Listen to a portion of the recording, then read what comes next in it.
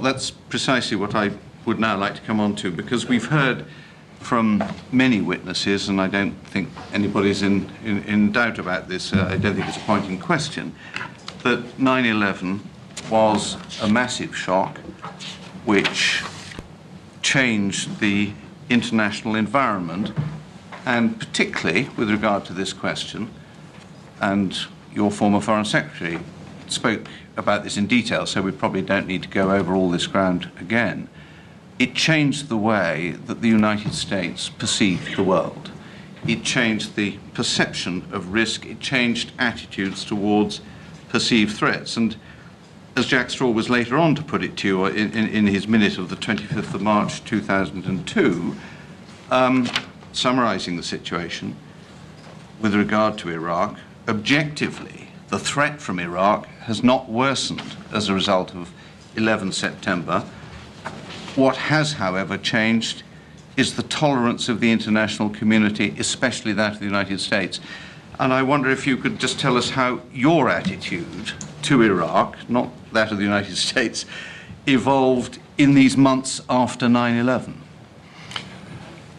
Straight after 9/11, in the statement I made to the House of Commons, just a few days after, I think on the 14th of September, I specifically deal with this issue, to do with weapons of mass destruction and the danger of the link with terrorism. And here's what changed for me the whole calculus of risk. That's my view then, it remains my view now. The point about this terrorist act was that over 3,000 people had been killed on the streets of New York, an absolutely horrific event. But this is what really changed my perception of risk, the calculus of risk for me. If those people, inspired by this religious fanaticism, could have killed 30,000, they would have. Now, for those of us who dealt with terrorism from the IRA, and incidentally, I don't want to minimize the impact of that terrorism. Each act of terrorism was wicked and wrong, and to be deplored. But the terrorism that an organization like the IRA were engaged in was terrorism directed towards a political purpose, maybe unjustified, but it was within a certain framework that you could understand. Point about this act in New York was that had they been able to kill even more people than those 3,000, they would have. And so after that time, my view was you could not take risks with this issue at all. And one dimension of it, because we were advised obviously that these people would use chemical or biological weapons or a nuclear device if they could get hold of them, that completely changed our assessment of where the risks for security lay. And just so that we make this absolutely clear, this was not an American position. This was my position and the British position, very, very clearly. And so from September the 11th onwards, we obviously had to deal with Afghanistan, but from that moment, Iran, Libya, North Korea, Iraq, the machinery, as you know, of A.Q. Khan, who was the former Pakistani nuclear scientist and who'd been engaged in illicit activities and in distributing this material, all of this had to be brought to an end. So that was your perception of the way, in general, the risks, the global risks, had changed, that one had to think about them differently. But Saddam himself was not a sponsor of Al-Qaeda. He hadn't been involved in 9/11 in any shape or form. Had Saddam Hussein, at this point, become more of a threat than he was before 9/11?